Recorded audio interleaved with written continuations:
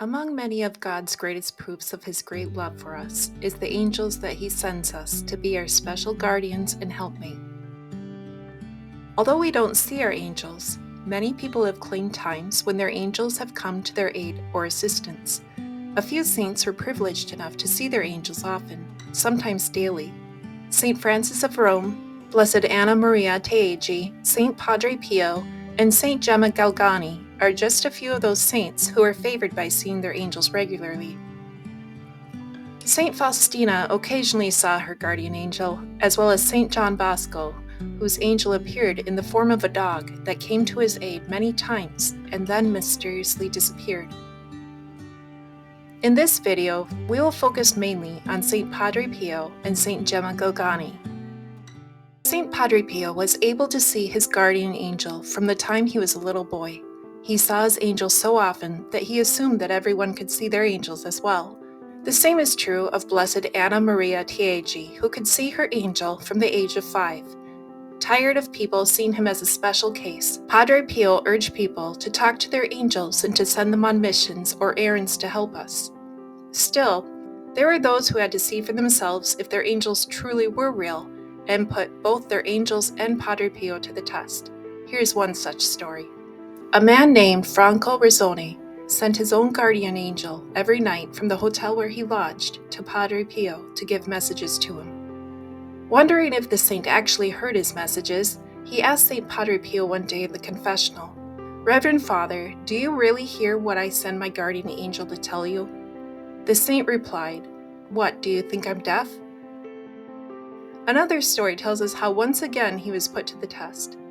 A woman named Franca Dolce put the following question to St. Pio, "Father, a few nights ago I sent my guardian angel to confer about some important matters with your reverend.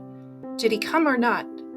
Padre Pio replied with his usual wit and a bit of sarcasm, "Do you by chance believe that your guardian angel is as disobedient as you?" Most people would end the conversation there, but this woman had to go on. "Oh good, so he came, and what did he say to you?" Padre Pio replied, "Well, he told you what you told him to tell me." Not satisfied with the response, she again asked, "But what did he say?" St. Pio answered, "He told me," and to her astonishment, he repeated word for word all that she had said to her holy angel. Another even more stirring example is that of a peasant woman named Beneti, who lived in Turin, Italy. It was customary among the devoted penitents to send Padre Pio letters from all over Italy and even from other countries on September 20th, the anniversary of his reception of the Stigmata. Signora Beneti had no one to take her letter to the city to mail it. She was very concerned at not being able to send her greetings to St. Pio. But then she remembered what he had told her the last time she had seen him.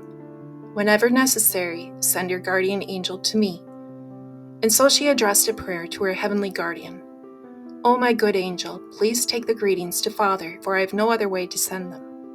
A few days later, Signora Beneti received a letter from San Giovanni Rotondo, where St. Padre Pio lived, with the following words, "Father has asked me to thank you on his behalf for the spiritual greetings you sent him."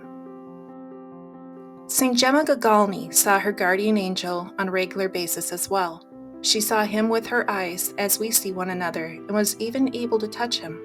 She would send him on errands for other people's needs and would ask him to deliver letters to her confessor.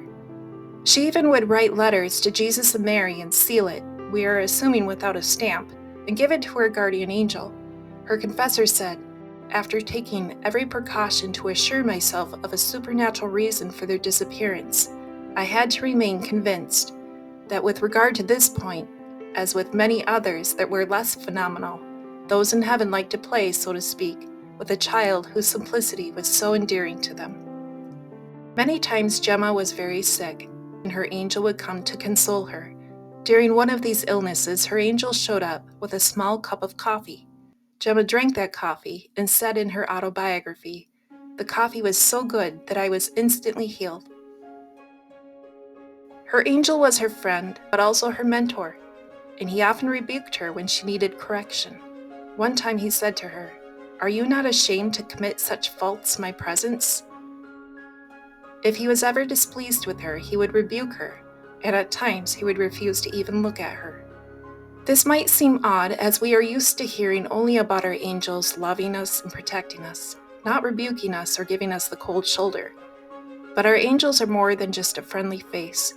If we were able to see our own angels, they would give us rebukes when we needed them as well. Their main mission, after all, is to help us to get to heaven. Most of the time, though, Gemma's angel was very kind to her. One time, when she couldn't sleep for most of the night, her angel appeared to her and put his hand on her forehead, saying, "Sleep, my poor child," and then he disappeared.